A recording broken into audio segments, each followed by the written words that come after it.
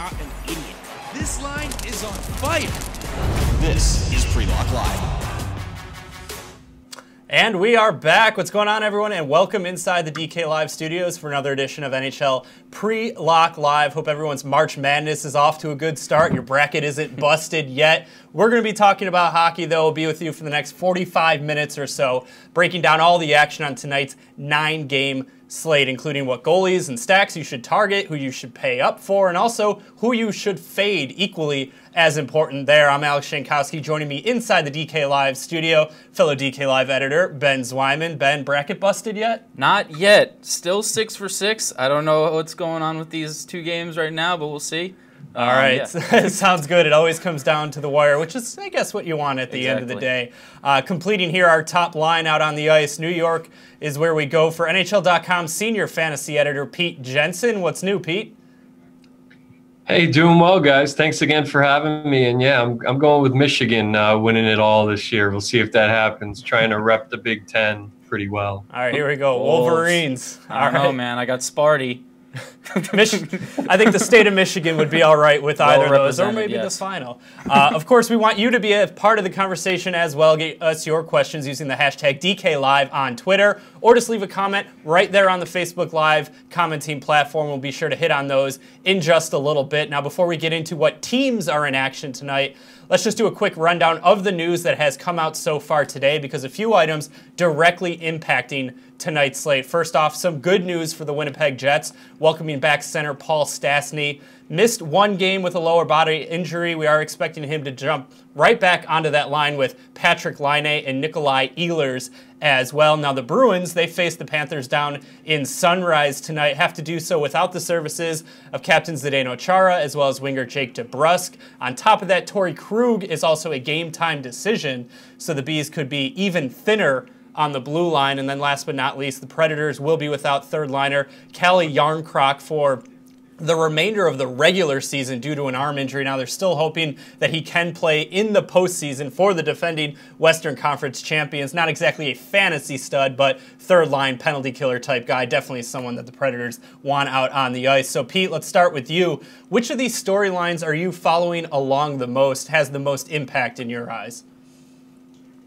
Yeah, this Boston Bruins situation just seems to be getting worse. I mean, hopefully Krug can be playing on Thursday night against the Florida Panthers, but certainly this is not what you want to see, especially when you look back to last season and how the Bruins, went in limping and got even more injuries during the Stanley Cup playoffs in their series with the Senators. So the Bruins have what it takes to win it all, I think, but they also could be out in the first round because Toronto's very underrated. It's going to be their likely first-round opponent, and you don't want to go in limping against a young, fast team like that. So fantasy-wise, I mean, there's a lot of value to be gained.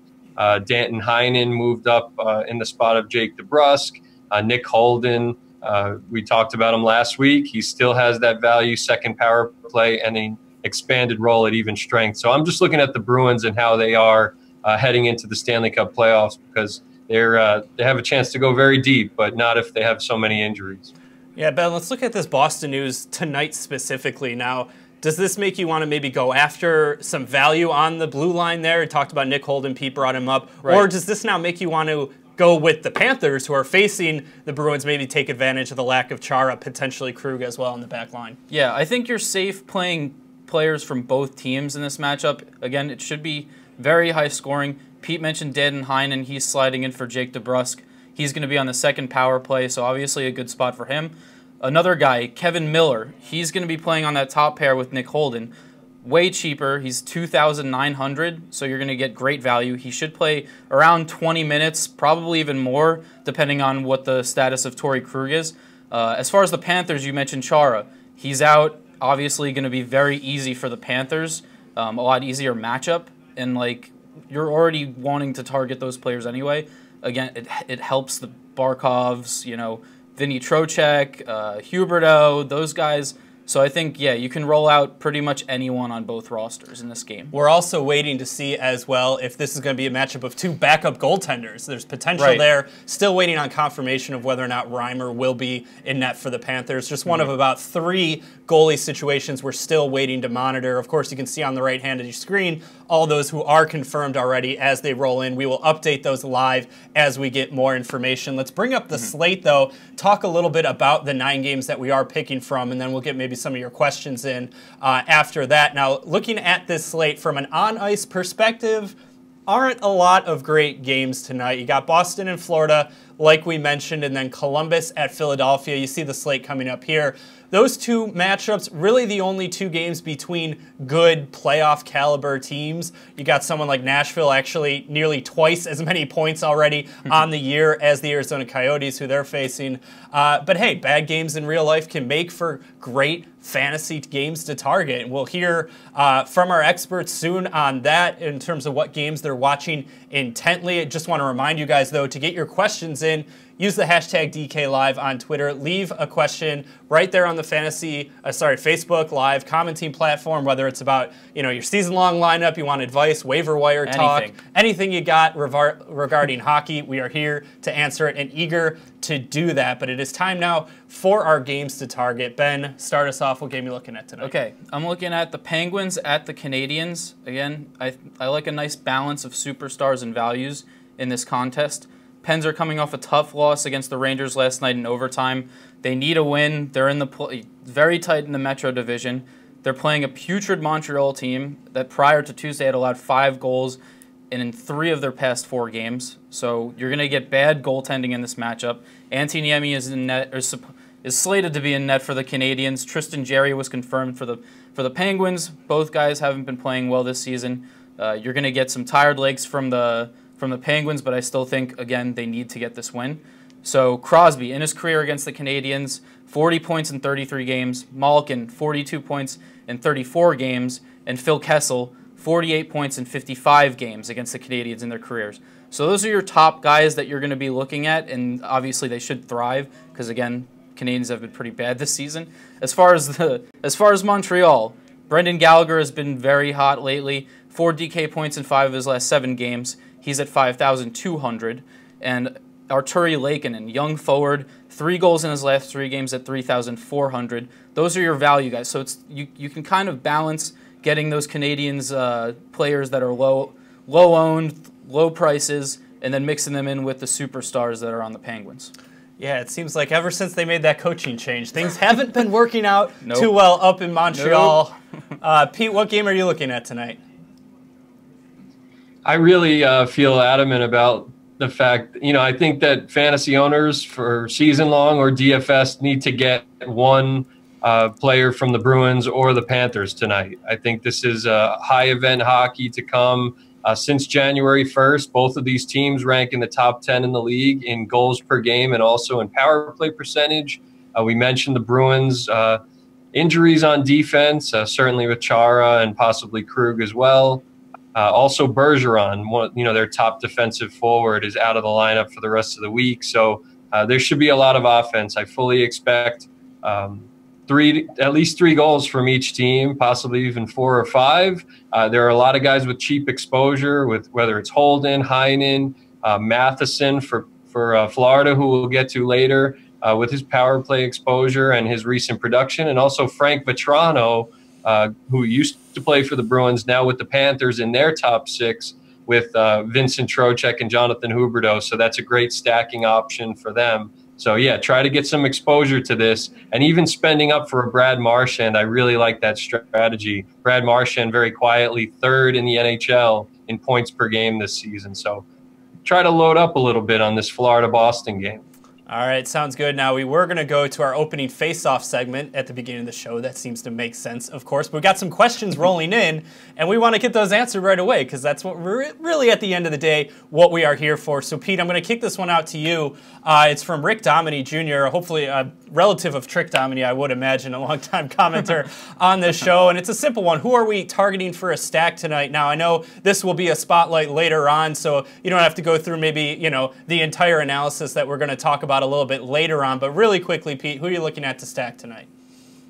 Yeah, there are a couple. I mean, I really like the Toronto stack with Austin Matthews out. I really like Mitchell Marner and William Nylander, who are playing together against the Buffalo Sabres on the road. Right matchup for them. I also like a very underrated stack. Nicholas Backstrom has not quite peaked yet this season. He's been steady, but he's underachieved overall. He's going to be playing with Andre Burakovsky, who's priced very low, 3,300 in DraftKings, I believe. So look at that stack and the Marner Nylander stack. You can easily get both of those in.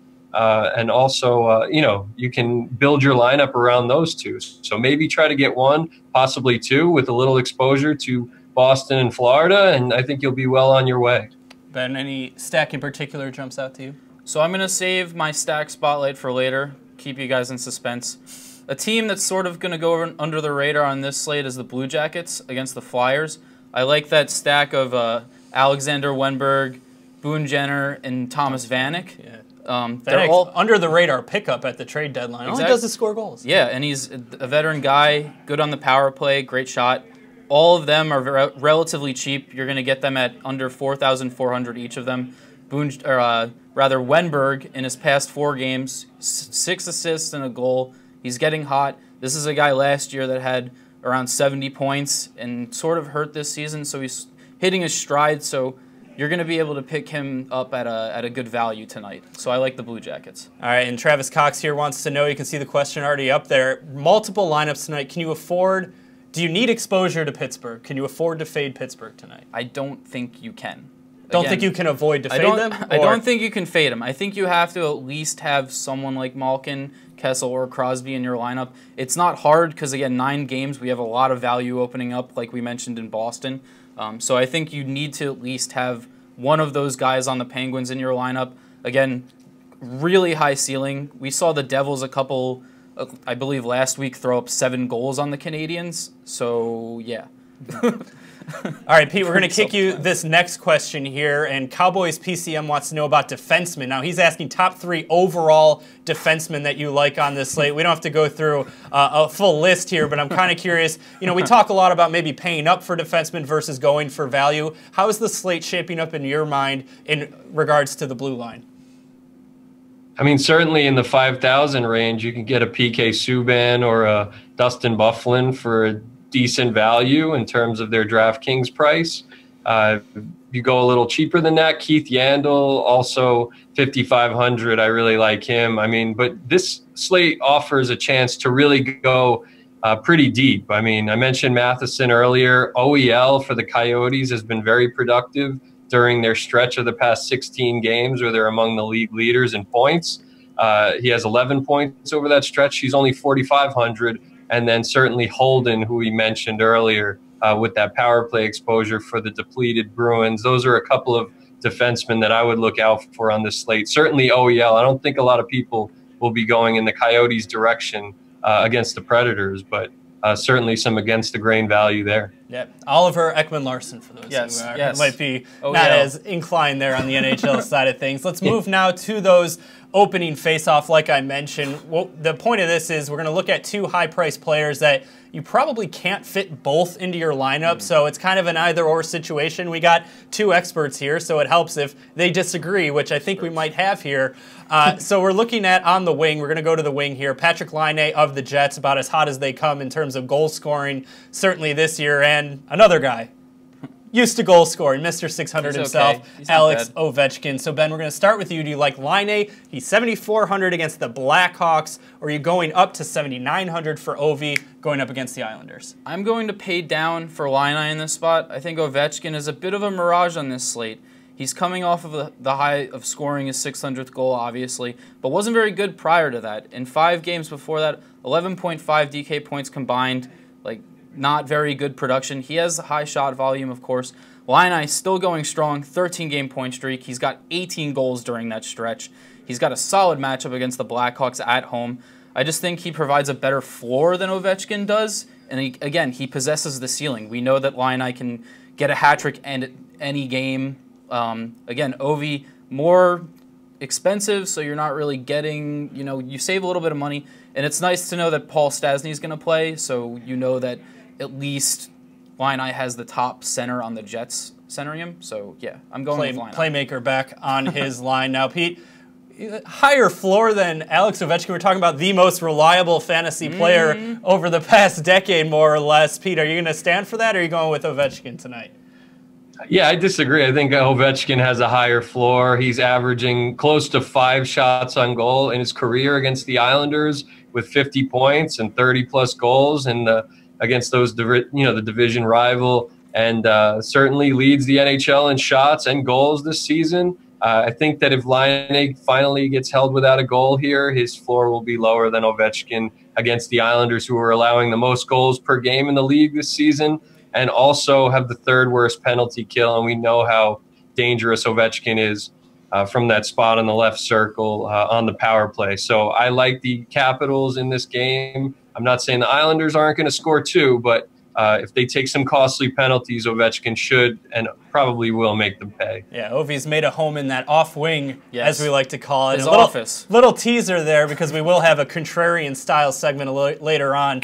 May or may not be titled The Off Wing. Let's move, though, now to everybody's favorite segment. It's Pick'em. It's Pick'em. You already knew it before we even said it. We're starting in Tier 3 here. We're going to find the names Vincent Trocheck, Blake Wheeler, Roman Josi, Andrzej Kopitar, David Pastrnak, and Patrick Hornqvist. Ben, we're going to start with you here in Tier 3 and pick 'em tonight. Who do you like? I like Andrzej Kopitar of the Los Angeles Kings.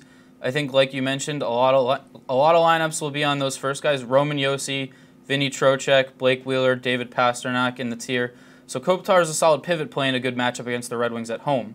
So he had 2 goals and an assist in his last game against Detroit, 9.5 DK points. So you're obviously getting a high ceiling. He's on a 5-game point streak and has points in 8 of his last 9 games. The Red Wings just don't have the kind of talent on their roster to match up with Kopitar and Jeff Carter, who again is in Tier 4. So you got a nice stack there. You can stack Carter, Kopitar, and Doughty, Tiers 3 through 5. So I'm looking at Kopitar as sort of an off play in that tier. Now, Pete, you had mentioned a couple of times you like the Bruins, you like the Panthers here tonight. Is that where you're going here in Tier 3 with either Pastrnak or Trocheck? Yeah, I like Pastrnak. I mean, I like his exposure to Marchand. I like his reliability when you look at how he's performed all season long. Even after his breakout season last year, very little regression, very little struggles, really, with all the injuries the Bruins have had. And he's actually stackable with Marchand in Tier 2. So that kind of helps you in Pick'em versus regular classic contests where you'd have to really spend a lot to get the 2 of them. You can get the 2 of them in Tiers 2 and 3 on Thursday night against the Panthers, who are likely going to start Reimer. We'll see if that's confirmed, but certainly a nice matchup for Boston and for the top line. And Riley Nash as well has been extremely productive, 10 points in 8 games since Bergeron has gone down. So any concerns have been put to rest regarding how he can perform. Speaking of Pastrnak, without his top centerman. Yeah, it's a good point there. You mentioned about you would have to pay up in Classic and get these guys Tiers 2 and 3, and then it leaves you still in Tier 1. You could have McKinnon, Malkin, or Laine. Right. Pretty good chance there that you're going to get a couple goals at the very least. Let's move down, though, to Tier 5. We find a handful of D-men in Tyson Barrie, Drew Doughty, and Chris Letang. And then also in Tier 5, you have Brendan Gallagher, a guy we've touched on already, Rick Nash, Clayton Keller of the Coyotes, Kevin Fiala, and then Jake Gensel of the Pittsburgh Penguins. Pete, we're going to kick it right back out to you and start us off here in Tier 5. Yeah, this tier, I would like to get some exposure to the Penguins for the reasons that Ben mentioned earlier. Chris Letang, though, has the floor, but I don't think he has the ceiling, at least from what we've seen in recent weeks. He hasn't had many monstrous games. Jake Gensel, though, has 6 multi-point games during his past 19 games where he has 16 points total. He's playing with Sidney Crosby. He's playing against the weak Montreal defense, who's without Shea Weber and Carey Price and all, Max Pacioretty, all their strongest players. And I just think that Jake Gensel is a sneaky pick here with a very high ceiling, a higher one than Chris Letang, the defenseman. Ben, who do you like Tier 5? I'm liking Brendan Gallagher. We touched on him a little bit in my game spotlight, continuing with the under-the-radar theme here. Again, been thriving despite the Canadiens' struggles this season. He's got 5 goals in his past 7 games at least 4 DK points in each of those contests. He provides you a nice floor. He's averaging 3.4 shots per game this season. His ice time has gone up with Max Pacioretty out. Again, he's going to get power play time. I think the Penguins will be a little bit tired. Mentioned Tristan Jarry, not great in goal. I think there will be some defensive lapses.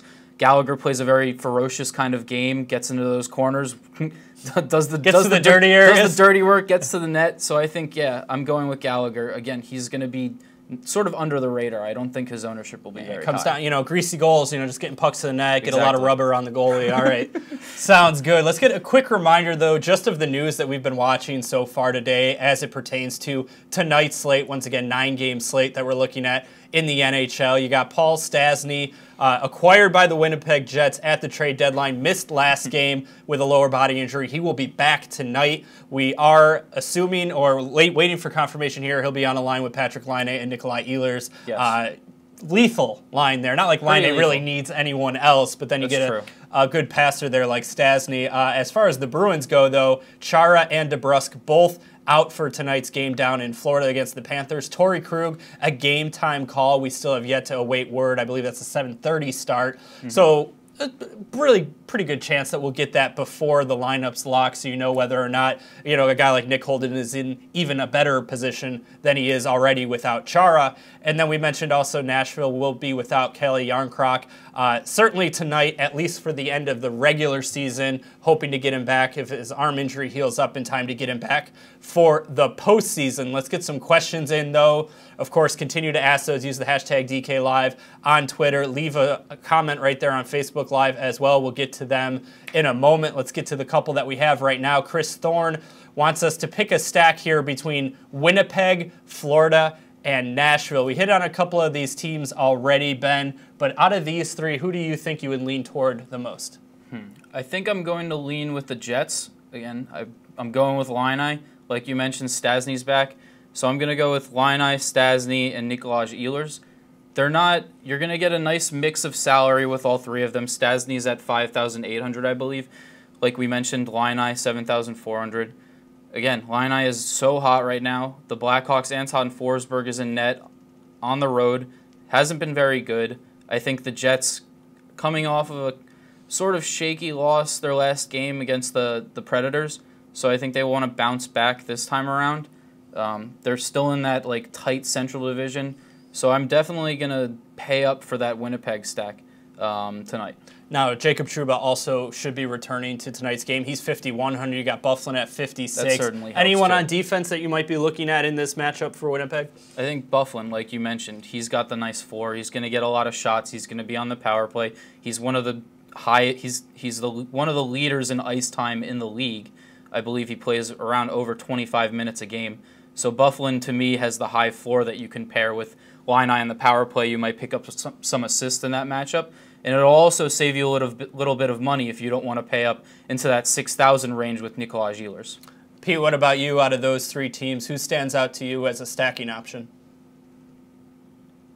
Yeah, I think Florida. I mentioned Vetrano. You can stack him with Huberdeau. Vetrano's 3,600 in DraftKings. You could stack him with Huberdeau or with Trocheck. Trocheck's a little more expensive, but both of them are high-end fantasy players in all formats this season, very reliable in home games.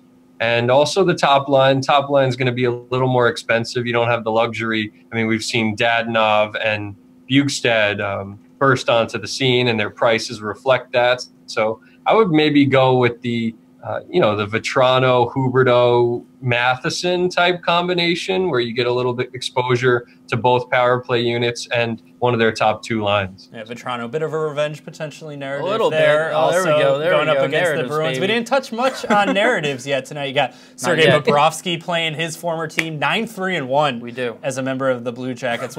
I won't go too far into that then. Maybe we'll touch on that later. We may. Speaking of goalies, heck of a transition there. Ben Ferguson's question. He wants to know, though, cheap goalies, under 7,600. You're talking about names like Philip Grubauer, Varlamov, Gibson of the Islanders got a 50 save night just a couple of nights ago. Robin Lehner, Antiniemi.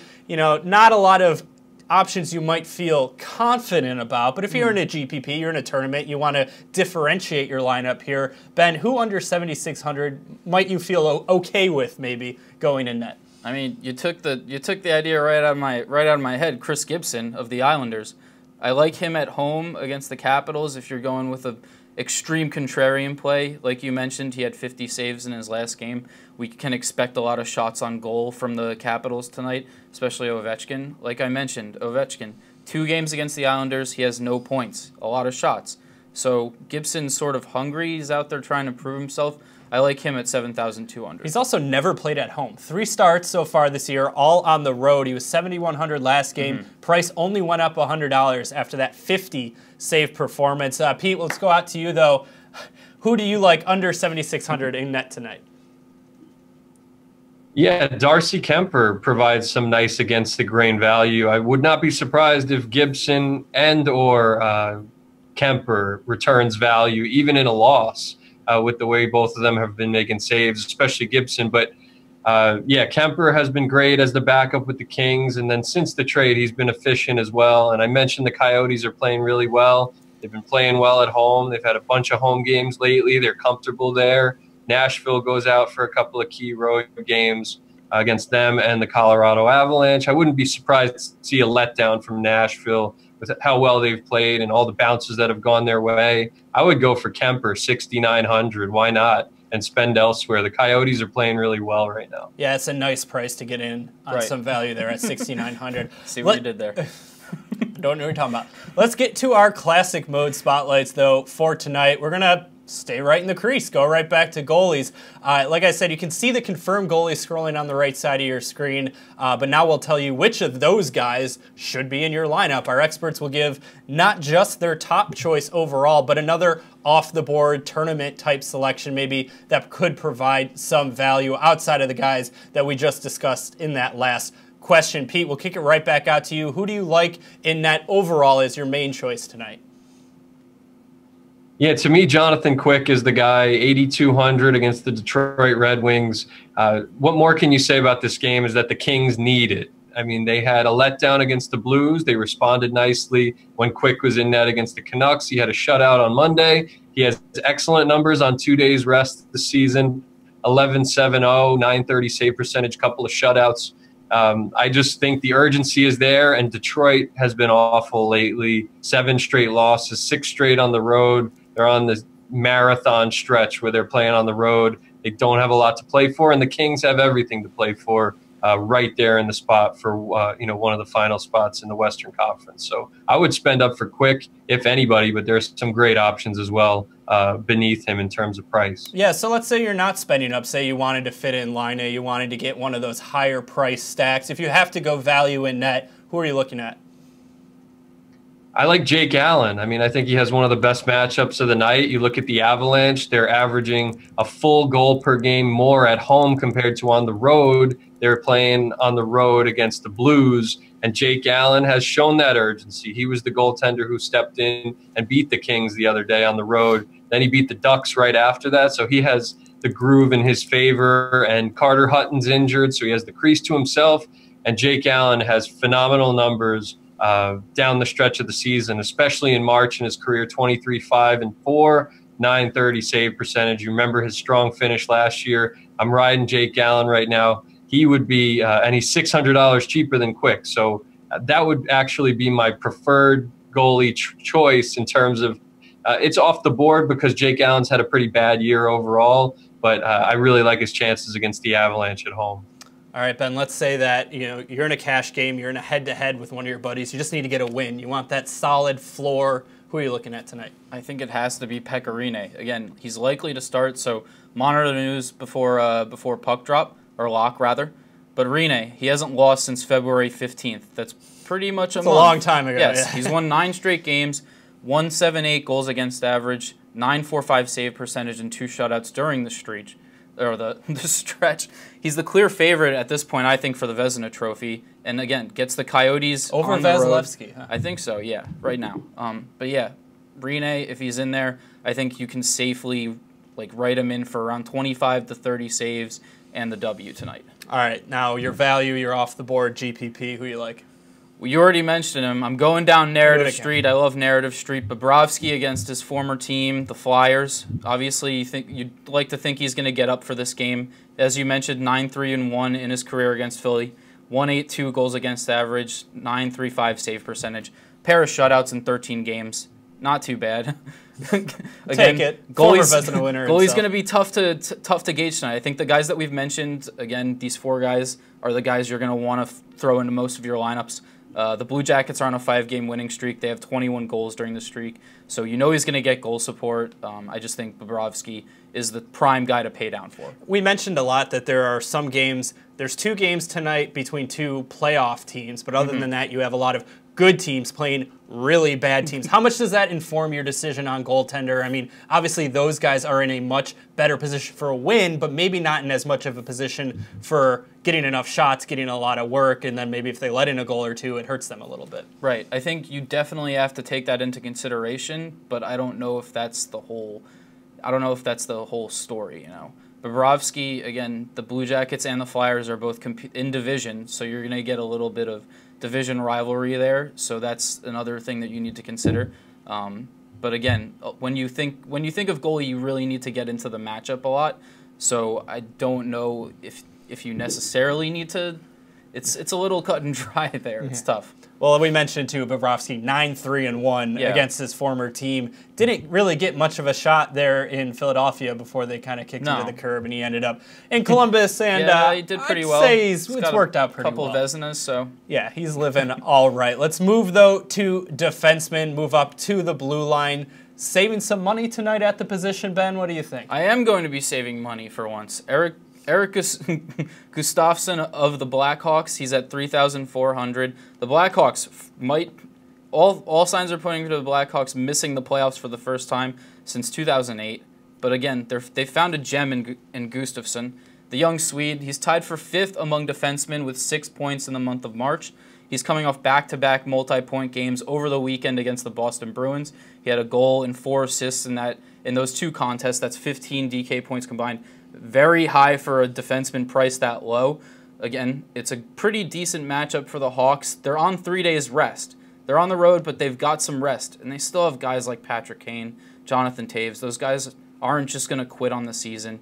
So I think Gustafsson is a good middle-of-the-pack guy in terms of value that you can sort of plug into your lineup, and you're going to be able to pay up for those forwards that we mentioned that I think is so crucial on this slate. Yeah, and you mentioned it gives you good exposure to those other guys like Kane, Taves, and what have you. Now, a little bit of news because we're talking about defensemen right now. Word is that number 4, Bobby Orr, will be in attendance for this Brewers-Panthers game. No word if he'll be able to suit up if Torrey Krug isn't able to go. But Pete, when you're looking at defensemen, let's assume Bobby Orr is not in the player pool, so you can't draft him tonight. Who do you like on the blue line? I like Matheson, Mike Matheson, Florida Panthers. You might not have heard of him. He has at least 2 DraftKings points in each of his past 7 games. He has a high floor, plays on the second power play unit with Aaron Ekblad. At least multiple blocked shots in 14 of his past 16 games. That's no fluke. He's really putting it together over the course of the season. He's a strong defensive defenseman and also has some offensive flair. For the Panthers, who I mentioned, are going against Anton Khudobin, the backup for the Bruins at home, where they're very good. So Matheson has a bunch of goals over that 16-game stretch that I mentioned. He has 9 points overall and a good shot volume. So $4,400, I'm building around him as a cheap defenseman with a nice high-scoring matchup in front of him.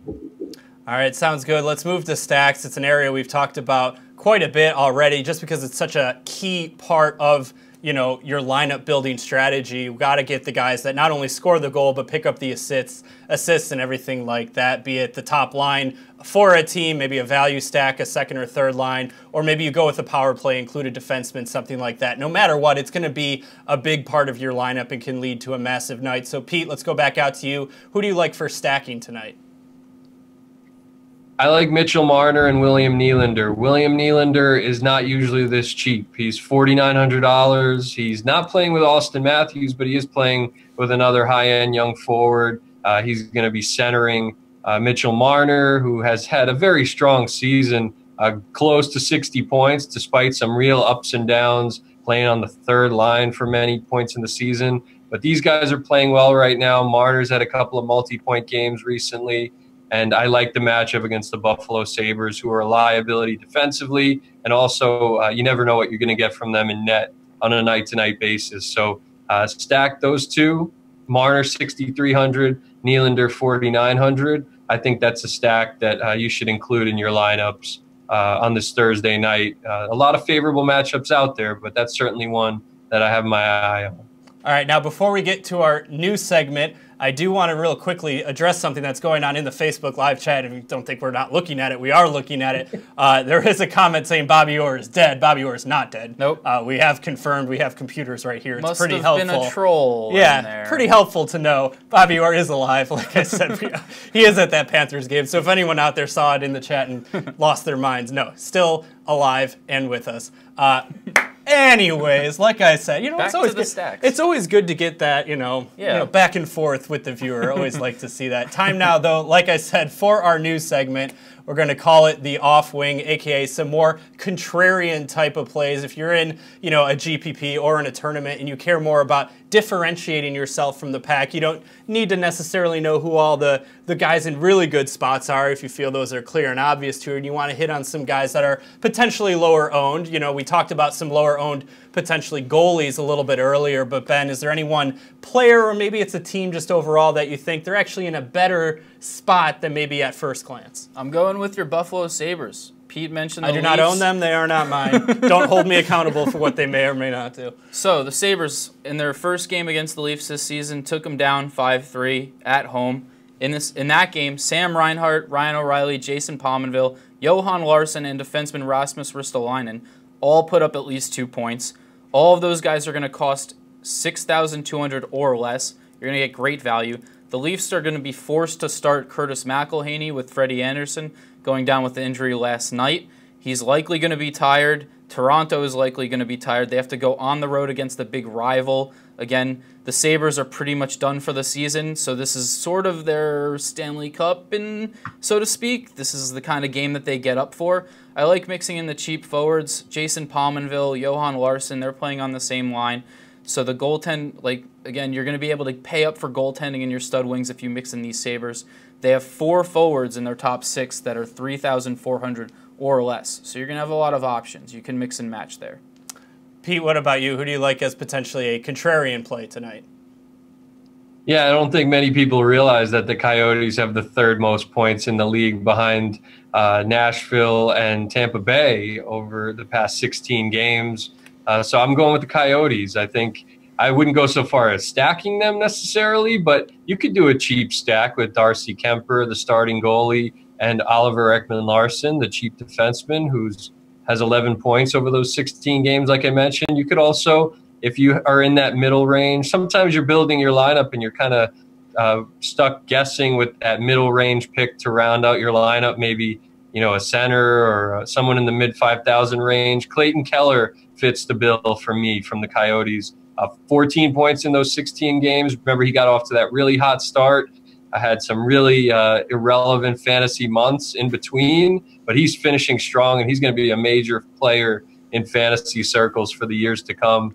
And I think we're starting to get that vibe from Arizona. They're starting to find their groove, find their footing, and take advantage of a home-heavy schedule here down the stretch. Hey, well, it's not about how you start, right? It's all about how you finish, just in time to miss out on the lottery #1 pick. Real quick, let's hit on that news. We've been talking about it a couple times, though, but, it always bears repeating a couple times. Stasny in the lineup for the Jets tonight. Chara, DeBrusk, Yarncroc, 3 guys that are out of the lineup for their respective teams. Torrey Krug, still awaiting word. We're not sure yet in terms of whether he will be able to suit up or not for the Boston Bruins, but we do have a couple questions, so we want to get to those now as we wind down now. We got about 5 minutes or so until this show is done, and then you got about 20 minutes until the lineup locks, so be sure to get your questions in now. If you have any last-minute spots you need to fill out, ask us who you're thinking about, who's in your player pool. We will certainly answer them for you. Let's go, Ben, though, to Mike's question. Thoughts on a capital stack tonight? I like a capital stack tonight, but it's not going to be who you think it's going to be. I'm not going to say Ovechkin. I'm not going to say Kuznetsov. Tune in next week when he tells you who it is. Let's go with Backstrom, Nicholas Backstrom, the center, and TJ Oshie, who's struggled this season. He got paid a lot. He's at 4,700. I think that's your like off wing, your pivot play instead of going with that Ovechkin stack. Because again, the Islanders are a very good matchup. As Pete mentioned, they allow the most goals in the league. Instead of getting in on Ovechkin and Kuznetsov, go with Oshie, go with Backstrom. It's good in GPPs. You can pair them with John Carlson, defenseman, 6,100. He's pretty hot right now. Philip Grubauer, not a bad stack at goaltender if you think the Capitals are going to come out and really throttle the Islanders on the road. So that's the way I would go with the Capitals. Pete, what about you? I know we spoke a lot earlier about Alex Ovechkin. Do you like him enough in this spot to definitely pay up for him? I would take him on his own. I wouldn't stack him with Kuznetsov and go all in. If you're going to stack the Capitals, I would probably go – I'll take it one step further than Ben did. I would maybe go not even Oshie and Backstrom. I might go Oshie and Burakovsky because they're playing on the opposite wing at even strength right now. Both very cheap. Burakovsky 3,300, Oshie 4,900. Those two together are only a little bit more expensive than Ovechkin on his own, so that's definitely worth noting for this slate with the favorable matchup. And Christopher Gibson has been a great story, great save percentage through his first 3 games this season, but all good, a lot of good things come to an end, and that could very well happen here tonight. So don't get too high on Christopher Gibson just yet. All right, sounds good. One other question, sorry, not a question. It was a comment just in the chat from Rick. He likes Van Riemsdyk over Marner for the Maple Leafs. Van Riemsdyk coming off that hat trick as well, so a little bit of good recent form for JVR there. Let's wind down, though, the show here. Let's get to our Stick Tap segment. Of course, it's our shout-outs to a person, place, or thing in the world of hockey that we want to give some props to. Pete, we'll kick it out to you. Who are you tapping the stick for tonight? Yeah, I'm tapping the stick for Marc-Andre Fleury. There's been a lot of talk about Alex Ovechkin, not as much talk about Fleury getting his 400th career win. Only the 3rd active player to do so. That's with Lundqvist and Luongo. And out of those 3, he has the best career, winning percentage. So I just think Marc-Andre Fleury is a severely underrated goaltender. His career narrative has been, he's won the Stanley Cup with Sidney Crosby, Evgeny Malkin, Chris Letang. But how about now? He has an incredible record this season, .927 save percentage for the expansion Golden Knights. So I just give major props to him because he's put to rest that career narrative. And he's, I think, a Hall of Fame goaltender who goes overlooked overall. It's not often you spend a first-round pick on a goalie, and then when you do it, there's a lot to live up to though, but obviously, 400th win, as you saw in the lower third there, only the 13th goalie ever to do it, so safe to say he's lived up to that draft status. Ben, who is your stick tap tonight? So I'm a little playful. My stick tap is going out to... We don't have fun on this show. My stick tap is going out to the Canucks and Coyotes. They've been eliminated from playoff contention. Hey, you guys gave it your best shot. You tried really hard out there, played your game, but came up short.